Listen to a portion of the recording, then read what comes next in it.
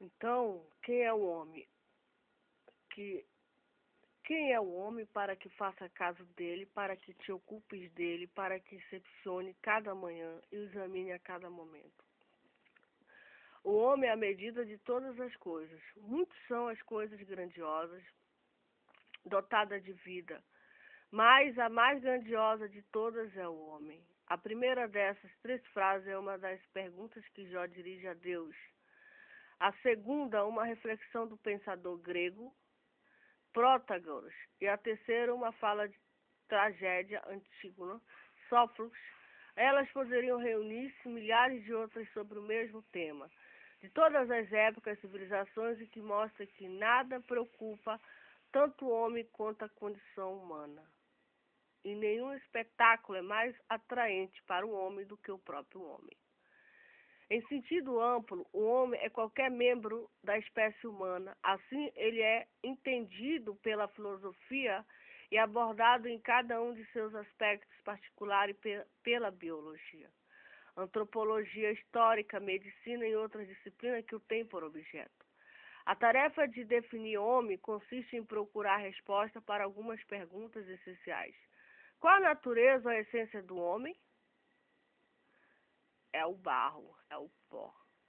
Como se distingue ele dos outros seres orgânicos, especialmente dos animais superiores? Ele é um ser vivo, ele é uma alma vivificante. Essa distinção é essencial, é absoluta ou apenas uma variação de grau? Qual o lugar do homem no mundo? Qual a sua missão, o seu destino?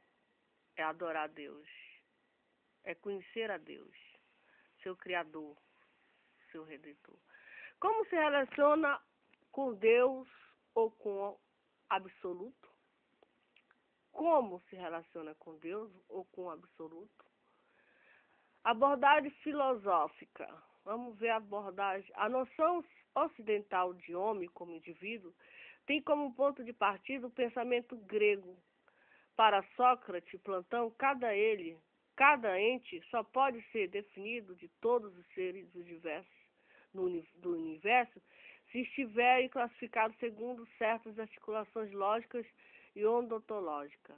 Definir um ente consiste, então, em tomar a categoria a qual ele pertence e situar essa categoria no lugar ontológico que lhe corresponde. Esse lugar ontológico determinado por dois elementos de caráter lógico, a categoria próxima e a diferença específica. Por ele se chega à definição de Aristóteles: o homem é um animal racional.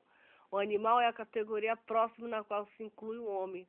Racional é a diferença específica por meio do qual se distingue conscientemente o homem dos outros animais.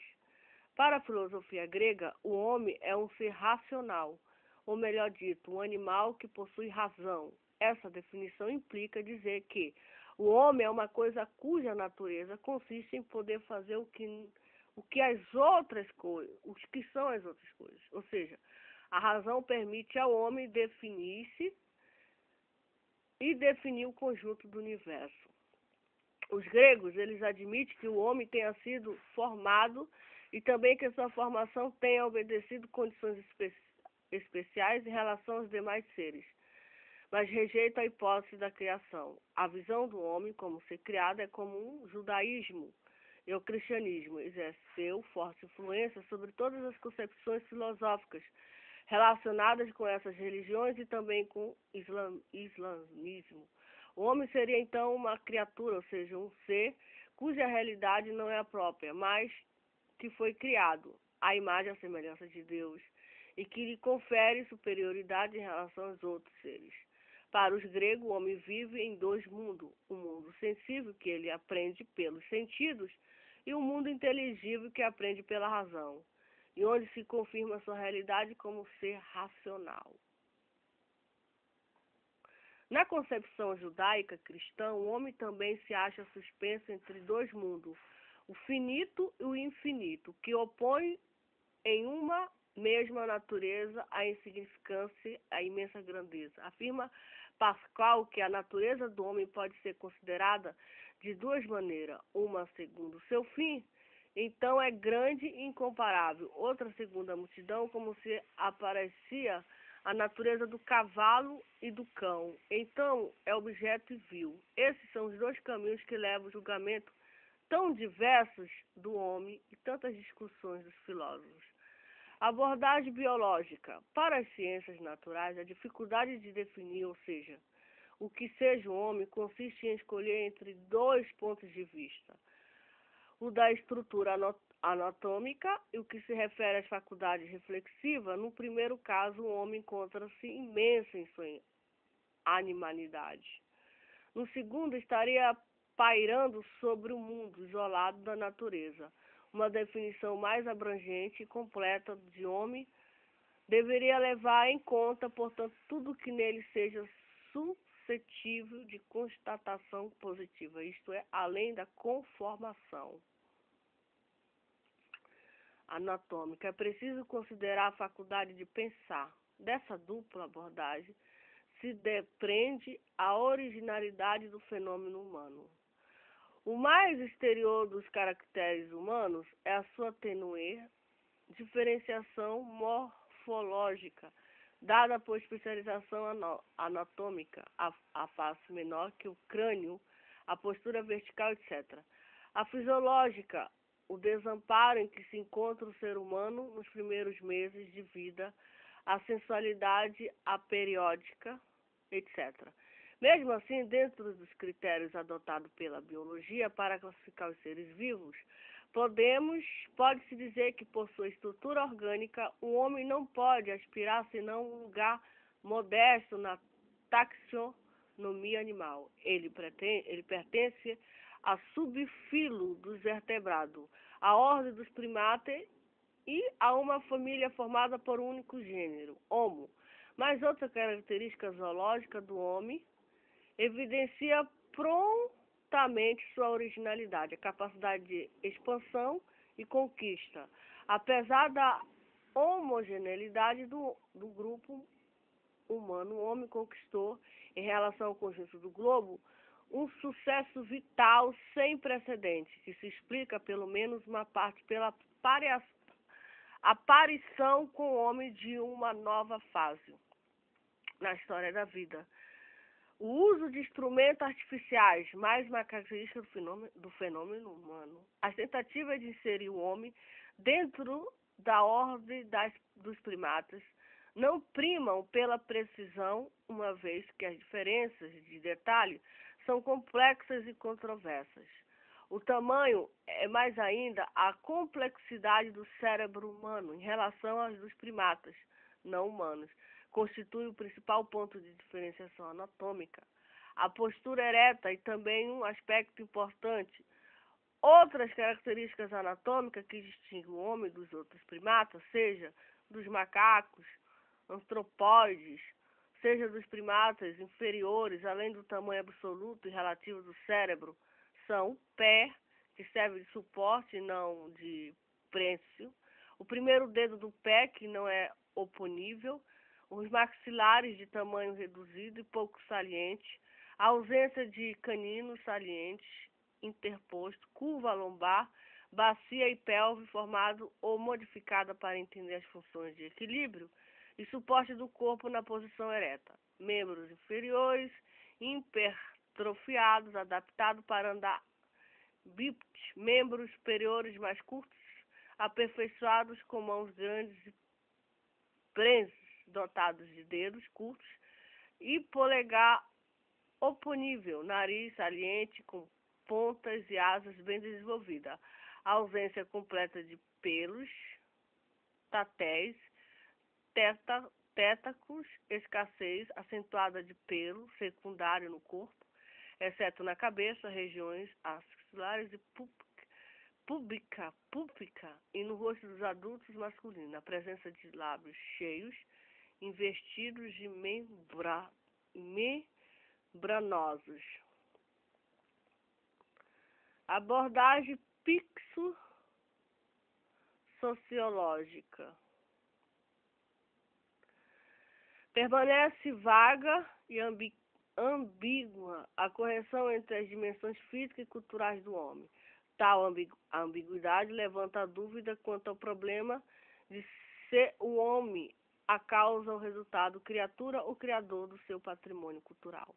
A questão do determinismo ou da liberdade da condição humana extrapola o âmbito da antropologia e convoca uma perspectiva inovadora no campo das ciências humanas, trazida pela psicologia, o conceito psicanalítico de consciente. Essa noção, que foi a principal descoberta do Freud, veio mostrar que o psiquinismo não é redutível ao consciente e que certos conteúdos psíquicos só se tornam acessíveis à consciência depois de vencidas certas resistências. Para a sociologia, o homem como ser social é resultado de processos sociais e de cultura que antecedem o aparecimento do indivíduo. O homem nasce como uma base orgânica que o permite desenvolver-se pessoa. Seus órgãos e sentidos estabelecem o contato entre o que é verdadeiramente hereditário, natural, individual e a vida social e a cultura. O comportamento humano dá-se num quadro de circulação permanente de informação. Cada homem recebe ininterruptamente estímulos diversos e diversamente organizados, aos quais responde por comportamentos. Se isso é verdadeiro para qualquer ser vivo, no homem se distingue pela propriedade de sistematização de transferência de significação. Abordagem antropológica. A classificação dos seres vivos proposta por Nileu, George Lewis, Buffo, no século XVIII, permitiu pela primeira vez entregar o homem numa série zoológica e estudá-lo pelo método das ciências naturais. A espécie Homo sapiens faz parte do gênero Homo, o que deixa aberta a possibilidade de existência de outras espécies. O próprio gênero Homo pertence à família dos hominídeos, a ordem dos primatas. A classe dos mamíferos, os sublifos, dos verdadeiros e o filo dos cordados. Dentro da espécie pode-se distinguir os grupos negros, brancos, pigmeu, etc. E dentro de cada grupo as raças nórdicas, ampla, australiana, etc. Depois as sub-raças, tipos, etc. A classificação do homem a partir do modelo zoológico introduziu o conceito diferencial de raça e, ao mesmo tempo, tornou possível definir a espécie por outros aspectos que são a racionalidade. Homo sapiens não é necessariamente sinônimo de animal racional. Os critérios anatômicos fisiológicos que foram considerados como maior rigor para a diferenciação da espécie. Antropologia preocupa-se também com os problemas da origem e da filiação da espécie. O Homo sapiens não é senão o elo atual de uma ou várias longas cadeias de ancestrais hominídeos e pré-hominídeos, e talvez símios, mas a relação de taxonomia positiva acabou por impor um modelo que, sem desprazer os traços anatômicos fisiológicos, resistiu à antropologia geral às dimensões mentais do homem, psicológicas, culturais, etc. Outra contribuição ao aprofundamento da perspectiva antropológica foi o estudo da herança cultural. Em muitos aspectos, é ela que permite ao homem moldar uma vida adaptada à variedade de ambientes naturais e possibilita, dentro das limitações ambientais, tipos de vida que tanto podem resultar de uma escolha como de uma determinação psicológica interna. A herança cultural é a transmissão das características culturais pelo ensino e aprendizagem. A cultura se transmite sobre a forma de padrões explícitos e comportamento em suas materializações. O homem é, portanto, um animal portador de cultura, seja pelo domínio da linguagem, seja pelos padrões de organização familiar, pelo uso de ferramentas, enfim, pelo controle de um vasto domínio de conhecimento empírico, pela presença de elementos de outros símbolos simbólicos, como tabus, mitos, rituais religiosos, etc.